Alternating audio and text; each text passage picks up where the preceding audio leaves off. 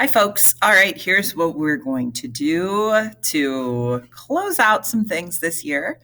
We're going to create our own period 10. So, this whole class, APUSH, we've discussed periodization, the whole idea that there's change and continuity, right? So, things change over time, but we can also draw parallels between time periods.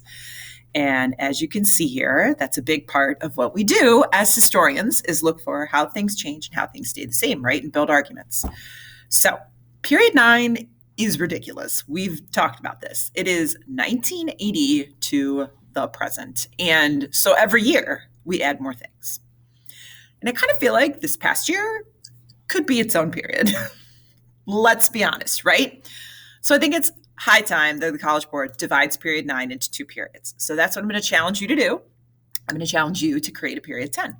So you and your team are going to try to figure out, first of all, what's your bookend date, right? Every period has a bookend date from this to this.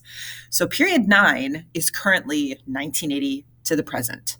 Where do you want to cut off period 9? Where do you think it makes historical sense?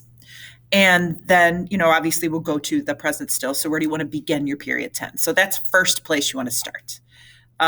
Then you want to, hold on, now I have to sign in. Oh, this is so annoying. Sorry. Google, it's still me. It's still me, Google. Okay.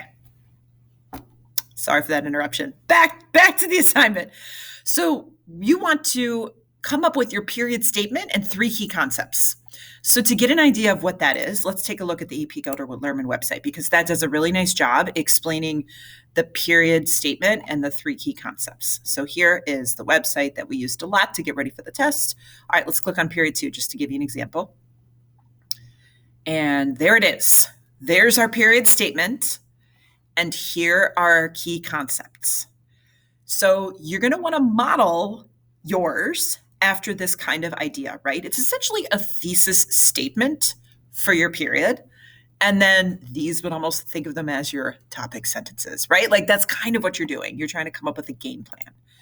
Okay, once you got that, now you want to create your content based on the key concepts.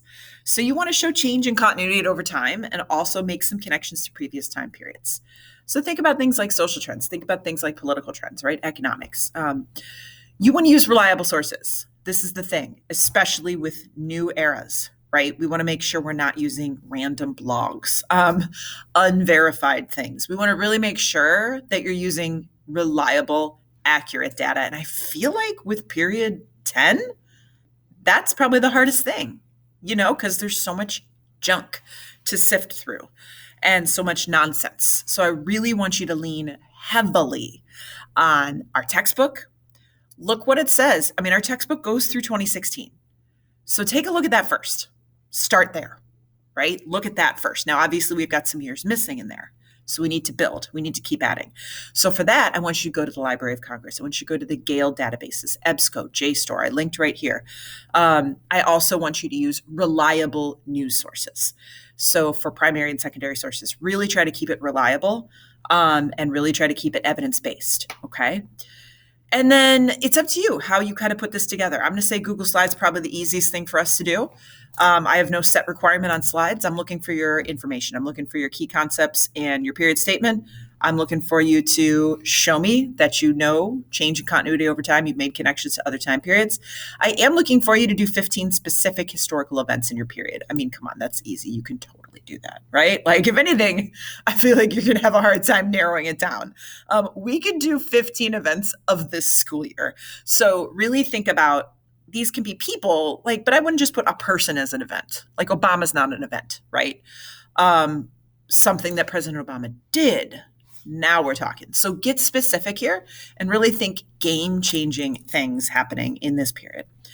So eventually what we'll do is we're going to put these on a Padlet. We're going to check them out. And we're going to see whose is the best suggestion for the College Board. And I'll have some prizes, of course. I will. I'll go to Five Below. I'll get you some quality prizes. So you are living history now more than ever, friends. Whose story are you going to tell? So let's have a little bit of fun with this. I'm excited to see what you come up with, and we will work on this in class. All right? As always, here to help.